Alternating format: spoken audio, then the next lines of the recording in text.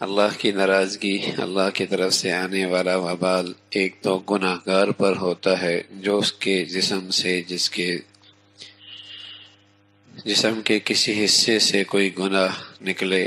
تو ایک تو اس پر بھی اللہ کا وبال آتا ہے، اور دوسرا ایک وبال کی شکل یہ ہے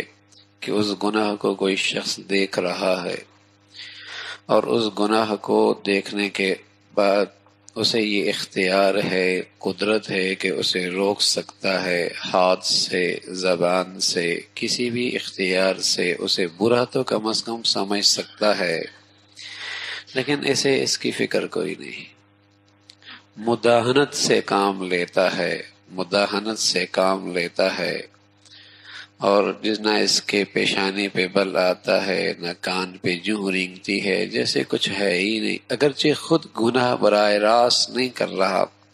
لیکن اس کا معاملہ گناہ گار کے ساتھ اور اس کا معاملہ گناہ کے ساتھ یہ ہے جیسے کچھ نہیں ہوا،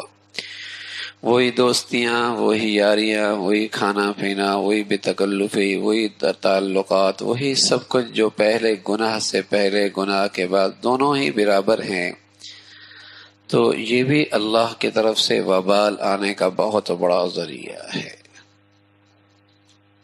لعن الذین کفروا من بنی اسرائیل، اللہ نے بنی اسرائیل کو اپنی رحمت سے محروم کر دیا، وجہ کیا بنی؟ کانوا لا یتناہون عن منکر فعلوا، وہ اس گناہ سے نہیں روکتے تھے جو وہ دیکھتے تھے،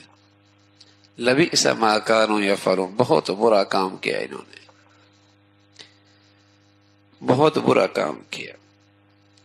معاشرے میں گناہ طاقتور اسی وقت ہوتے ہیں جب نیکی کرنے والے گناہوں کے معاملے میں مداہنت اختیار کرنے لگتے ہیں،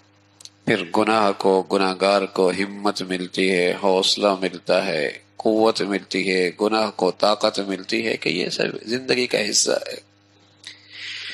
اس لیے اللہ نے قرآن میں یہ نہیں کہا کہ نیکی پھیلاؤ، امر بالمعروف نہیں کہا صرف، بلکہ کہا گناہوں سے بھی روکو، گناہوں سے بھی روکو، امر بالمعروف نہی عن المنکر، جہاں نیکی کو حکم آیا کہ نیکی کو پھیلاؤ، وہاں گناہ سے روکنے کی بھی تلقین آئی۔ وجہ یہی ہے اگر گناہوں کو نہ روک ٹوک نہ ہو تو آہستہ آہستہ گناہ زندگی کا جزو بن جاتا ہے، پھر وہ گناہ کا احساس بھی ختم ہو جاتا ہے۔ اس لیے قرآن نے جہاں بھی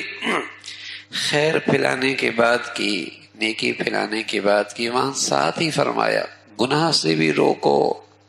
گناہ سے بھی روکو، ورنہ ایسا ہوتا ہے کہ بس اوقات نیکیاں کرنے والے نیکیاں کر رہے ہوتے، لیکن ان کی زندگی میں گناہ ایسے رچے بسے ہوتے ہیں کہ انہیں اس کے گناہ ہونے کا احساس بھی نہیں رہتا، یہ بھی گناہ ہے۔ والمؤمنون والمؤمنات بعضهم اولیاء بعض یأمرون بالمعروف وینہون عن المنکر، ایمان والے، ایمان والیاں ایک دوسرے کے مددگار، معاون، مددگار، کیا کرتے ہیں؟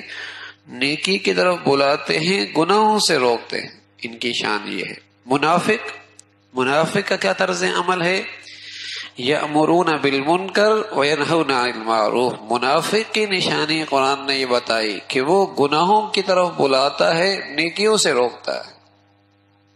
المنافقون والمنافقات بعضهم اولیاء بعض یأمرون بالمنکر وینہون عن المعروف، یہ منافق ہے کہ وہ برائیوں کی طرف بلاتا ہے، نیکیوں سے روکتا ہے۔ ایمان والے، ایمان والیاں یہ نیکی کی طرف بلاتے ہیں، گناہوں سے روکتے ہیں۔ وَلْتَكُن مِّنكُمْ أُمَّةٌ يَدْعُونَ إِلَى الْخَيْرِ يَأْمُرُونَ بِالْمَعْرُوفِ وَيَنْهَوْنَ عَنِ الْمُنكَرِ، تم میں ایک ایسی جماعت ہو جو نیکیوں کی طرف بلائے، برائیوں سے روکے۔ جہاں بھی نیکی کی تلقین کی گئی کہ اسے پھیلاؤ، وہاں ساتھ یہ بھی کہا گیا گناہوں سے روکو، ورنہ ظاہر ہے یہ بھی کافی تھا، جیسے کمرے کے اندر روشنی ہو تو اندھیرا تو خود ہی چھٹ جاتا ہے نا، اندھیرا تو خود ہی چھٹ جاتا ہے، تو نیکیاں پھلائیں گے تو گناہ خود ہی رک جائیں گے۔ تو صرف قرآن میں نیکیوں کی ترغیب ہوتی کہ نیکیاں پھیلاؤ، لیکن نہیں، اللہ انسانی نفسیات سے بہت زیادہ باخبر ہے، بلکہ انسانی کمزوریوں سے آپ سے بڑھ کر باخبر کوئی نہیں۔ کہ اگر ان کا کہنا سننا چھوٹ گیا تو ایک وقت ایسا آئے گا کہ نیکیاں بظاہر بہت بڑی بڑیاں لیکن گناہ بھی چھوٹے نہیں، وہ بھی بہت بڑے بڑے، اس لیے کہ دل و دماغ سے اس کی برائی کا تذکرہ نکل گیا، اس کی برائی کا تذکرہ نکل گیا۔ تو فرمایا کہ صرف یہ وبال نہیں کہ کوئی شخص گناہ کرے، یہ بھی بہت بڑے وبال کا ذریعہ ہے کہ گناہ دیکھ کر مداہنت کرے، چشم پوشی کر دے، نظر انداز کر دے، اسے معمولی سمجھے۔